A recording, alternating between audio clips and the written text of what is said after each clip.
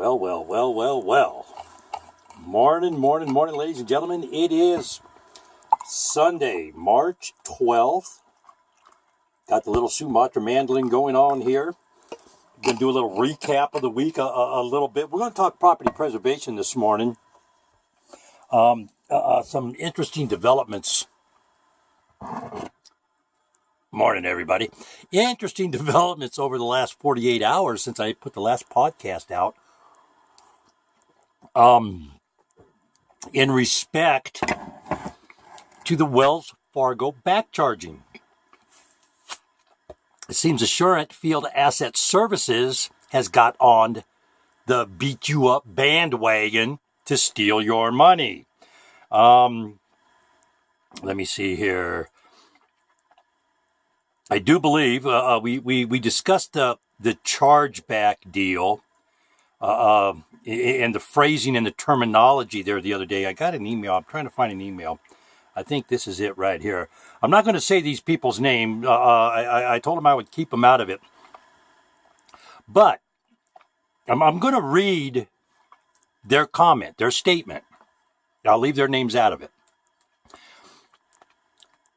So the issue we are having is that our payables were put on hold for old chargebacks supposedly from Wells Fargo. Mrs. Luckiest Woman in the World, my wife, has been dealing with FAS and has our payables released and no chargebacks. She can be a barracuda when it comes to protecting us. They never gave me any specifics, just put our account on hold with no chance of disputing anything. Ladies and gentlemen, that is a true mom and pop shop right there. That is a business. That's how business owners think. Look, the reality is you sign a contract and for the most part, you're probably not across the street from this company. You're somewhere else. As soon as they don't pay you, they have voided their contract. They broke the contract. Think about that for just a minute. Let's say you and I have an agreement. I am going to mow your lawn for $25. I come over. I mow half the lawn. The agreement you and I entered was you would give me $25 for mowing your lawn. I broke the agreement. Do I get paid? Should I get paid? Hell no, I shouldn't get paid. Give me a break. I broke my word. I broke the agreement.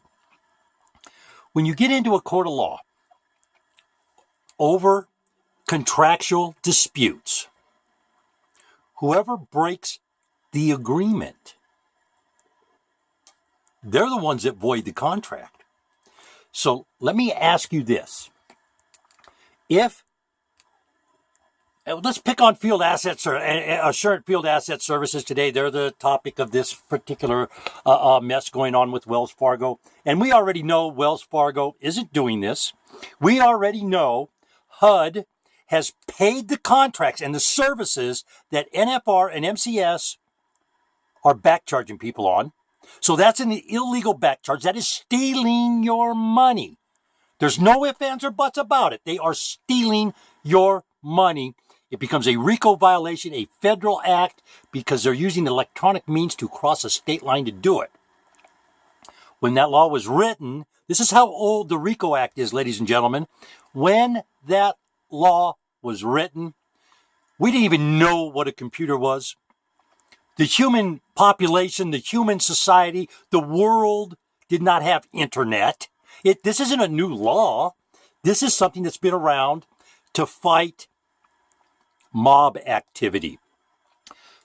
It was a law that came into play so they could fight illegal gambling and bookmaking because they would use telephones in New York to bet on a racetrack in LA. That's what was going on. They would use telephones to make deals in Illinois from Florida, stuff like that. It was a telephone system and telegraph system. What that was considered electronic means and communication when the RICO Act and that statute was done. So to go on with this, this is a major issue with FAS and always has been. And yes, I know it has been because they tried to back charge me one time. They didn't do it. Okay, we'll just go there. They didn't do it. Lien the property, do whatever you have to do when this comes into question. And again, per IRS agents, be doing a 1099. If they back charge you money or charge back, as they call it, 1099 it. It's that simple. Do not argue with them. Whatever. If they want to do it, 1099 them. And I'll go back.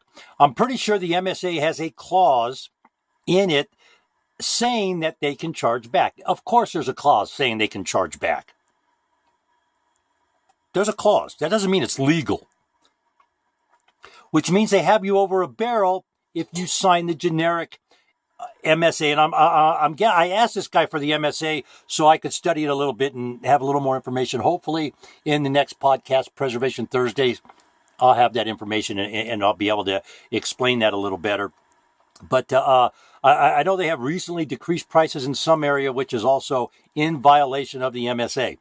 So we are trying to move away from normal preservation and shift our focus more onto bank rehab. Any guidance for how to do that?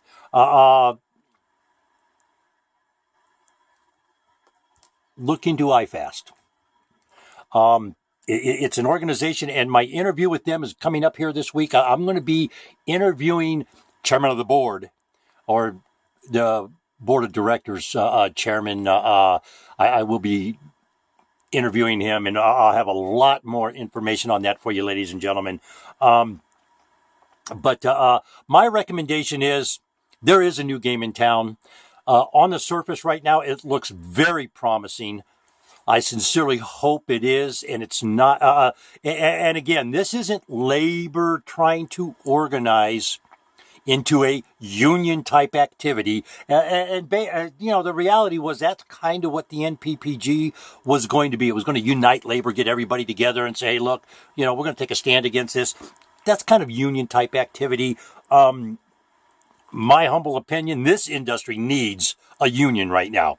I don't necessarily agree with unions. I think unions destroyed our automobile industry. And this is just me, okay? I'm sorry. You're getting paid $45 an hour. You got all your medical benefits. You got vacation pay. You got all this kind of stuff coming to you. Fringe benefits, as they call them, benefits. Big, huge thing in employment now. When the automobile industry got into trouble financially, all they asked was, hey, can you guys take a little bit less money? They didn't say anything about cutting your benefits. They didn't say anything about anything. No, they wanted more money, and the union heads got greedy. And again, this is just me.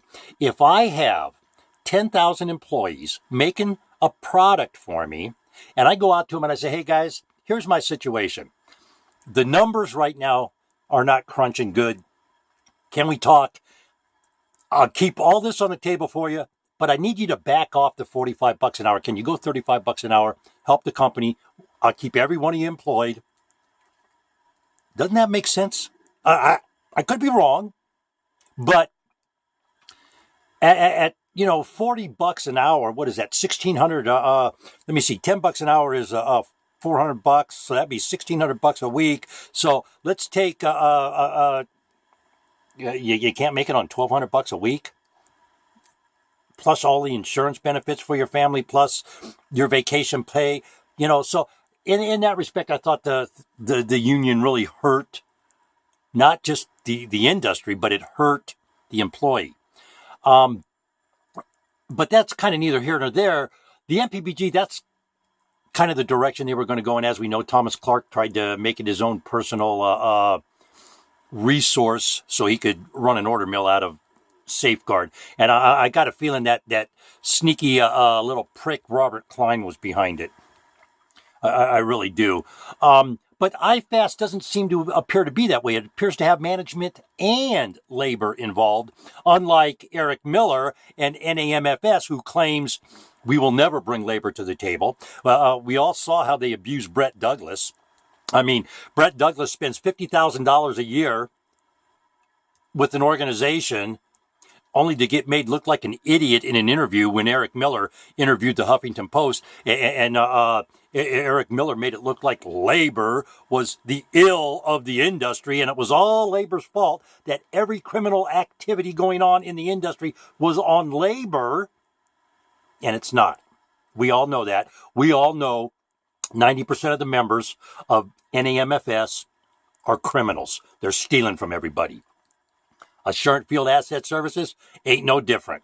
And we'll see what happens. I don't know how bad the lawsuit's going to hurt them, but my understanding is not only is Field Asset Services in negotiation for a settlement on the employee-employer independent contractor issue, but also the former company AMS, which is MCS now. So,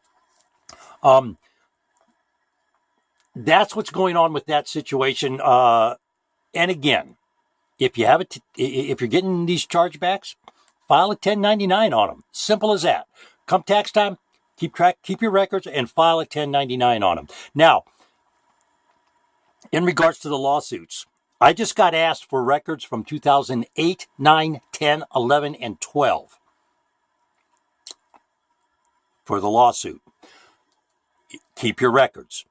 Keep your records, because the companies that are going to come out ahead, I mean, there should be a settlement for everybody, but the companies more than the attorneys. Attorneys always come out on a class action, so let's not mask that.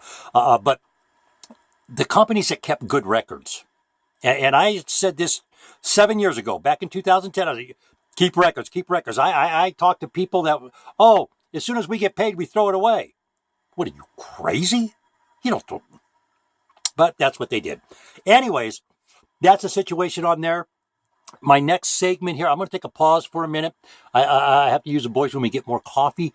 But let me pause this for just a minute, and I'm going to come back. The next segment, of course, this segment here, Property Preservation Rescue. That's right, Property Preservation Rescue. Give that gal a call, Candace. She will get you squared away. I believe it's 405-788-5098. Candace Cornwall. She will get you squared away. Any processing need you have. She's really good on bids. I guess the one company that she specializes with, which you need somebody that really knows the company, is Safeguard. If you're having issues with Safeguard, give Candace a call. She's pretty sharp. She knows what she's doing in regards to processing your work orders on the back end there, and payments and bidding and stuff for Safeguard. Very, very knowledgeable young lady. My understanding is she doesn't get chargebacks. She doesn't get rejections. So something to think about when you're dealing. Not only that, she is in the United States of America, is not over in India in a sweatshop boiler room. She's an American, and that money needs to stay here in America for us. And I'm not trying to be xenophobic, and I'm not trying to beat anybody up. The reality is, it is illegal for you to have a company outside the United States doing that processing work. It's just that simple. It's illegal. Don't do it. That's my advice. There's your tip of the day, ladies and gentlemen. I'm going to pause for the cause. I'll be right back. Hey there, ladies and gentlemen. Up to the minute fraud news in the property preservation industry. Foreclosurepedia.org. That's foreclosurepedia.org. You got fraud reports, you can send them to me, you can send them to Paul. But you're up to the minute fraud reports in the property preservation industry.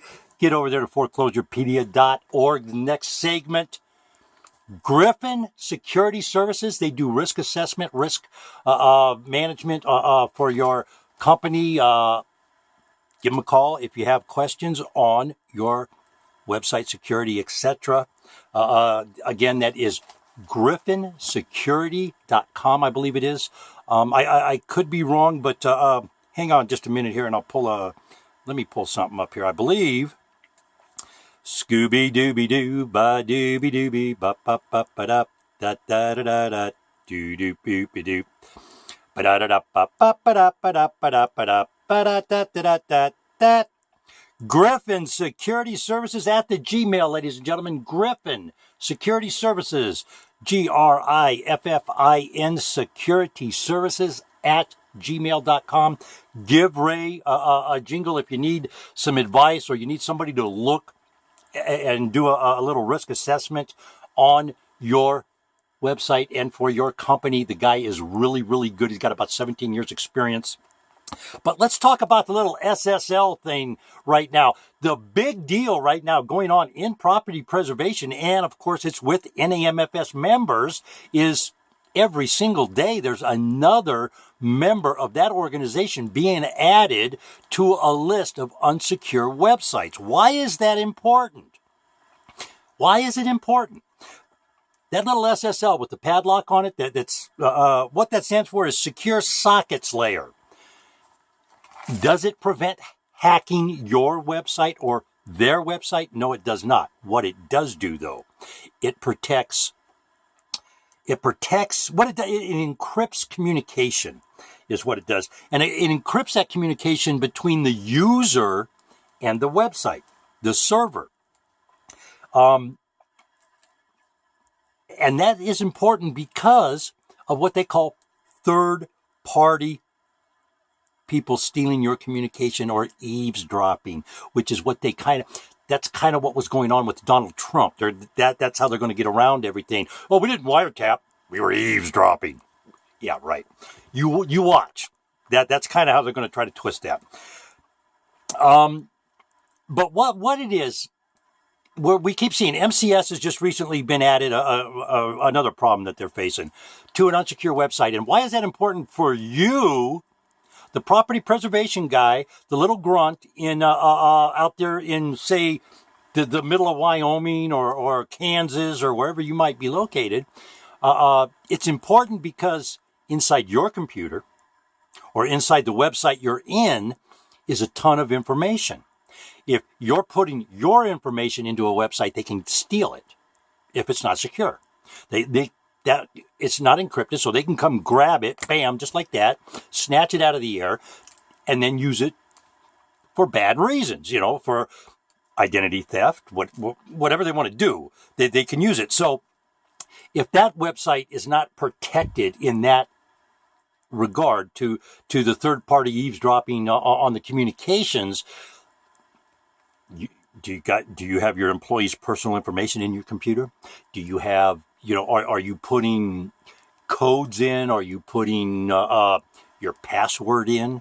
That's the type of stuff that's going to get stolen. So let's say ABC preservation goes in and little Susie is putting all the information in, and this guy snatches it over here. All of a sudden, when you get out of the system, they come back in the system. And then they can start fishing around, start planting viruses and worms and Trojans and all kinds of weird stuff. They can start putting in that thing, and it's going to come back to your IP address. So you really do want to watch and be cognizant of that and do what you have to do to protect your business. That's your business. Business 101 tip of the day. Grass season coming up, ladies and gentlemen. Be sure to catch my break-even point, not break-even analysis, a break-even point on lawn services.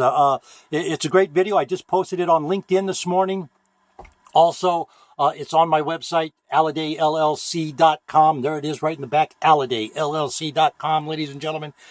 Break-even point is very, very important. You understand how many lawns do you have to cut? How many lawns do you have to cut at $15 a day or $15 a lawn to break even on a day's work? That's important. Some people get $100 a day. And if all they're doing is spending $10 on gas, they made a little over $10 an hour. However, if you're spending, let's say you're spending $30 on gas, you have another employee with you because you got to have pictures and everything, and you do a team, so you have two people, two man hours every hour that you got to account for. Materials, time. It's a good little video. It's less than 5 minutes, ladies and gentlemen. It'll help your business. If you have any thoughts, any ideas, you have questions, business oriented, please contact me. Not a problem. And again, been hobbled up a little bit, can't get around that much, and I have not been able to do a lot of work. If you can help out with a donation, keep us going over here. We'll continue to get you great information. If you need services, if you need, I've been helping again, starting the manual deal back up. I can assist you with developing policy for your company, employee manuals, etc. Again, Griffin Security Services, if you need a little risk assessment and the thing. And you want to be cognizant of this SSL issue, especially since everybody's tied with NAMFS. With all those members of NAMFS, they're connected on that website. So you have to be cognizant of that. And the NAMFS website has been the National Association of Management for Stealing. Their website's been hacked. It's been beat up. It's been got snuck into. So you have to be cognizant of that, because the ultimate responsibility for your business and your employees' personal information falls on you. It doesn't fall on anybody else, ladies and gentlemen. Not me, not your assistant manager, not your insurance agent, not the business license people, not the internet service provider. You, the business owner, are liable when that information gets stolen. So you want to be cognizant of it. Again, the SSL encrypts communications between users and servers, so eavesdropping, third-party communication can't be out there. They can't snatch your communications and use them for, bad intent, for identity theft or whatever they want to do, planting a virus, etc., etc., etc. It goes on and on and on. We're lots of information coming out on the GMO. Be sure to tune in for GMO Tuesdays, ladies and gentlemen. I have a ton of information and a lot of good information, especially in regards to the court cases coming out right now. I mean, I'm telling you right now, there's a judge looking at 50 lawsuits against Monsanto in the state of California alone. Big decisions going against Monsanto right now. It may affect that merger. I got to put a good plug in here, because this is going to be a very explosive GMO segment come up on GMO Tuesdays. I'm getting a ton of information in from Sustainable Pulse, the Organic Consumers Association, Zen Honeycut with Moms Across America. So those organizations are all, and my Twitter campaign is picking up momentum and a lot of steam.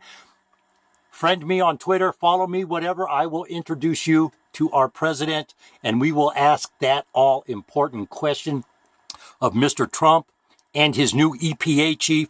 Please get the poison out of our food. It's real simple. It takes 30 seconds. Every morning I get up and I send our president a message, his assistant, Kellyanne Conway, and the EPA. Please get the poison out of our food. I'll go over it again on GMO Tuesdays, ladies and gentlemen. We can do this and be very respectful, and we will not only accomplish our goal, we'll do it in a respectful manner that our Constitution designed for us to do. And we won't be divisive. We won't be hateful. We won't be spreading hate and discontent like the Democrats. I'm sorry, but they do not deserve to be called Democrats, because they are so stupid, they are dumb. They are Democrats. That's all they are right now. And until they behave themselves, we're not getting off that verb. They are Democrats. Anyways, ladies and gentlemen, it has been a pleasure this morning. I will also have some news about an event for here in the local area on Tuesday for the Diabetes Society for a diabetic charity event going on to raise money involving the Burning Man people and stuff. And anybody around this area knows Burning Man folks there. That's a big issue here. So, ladies and gentlemen, it's been a pleasure. Let's have a great day. And as always, hey, let's all be safe out there.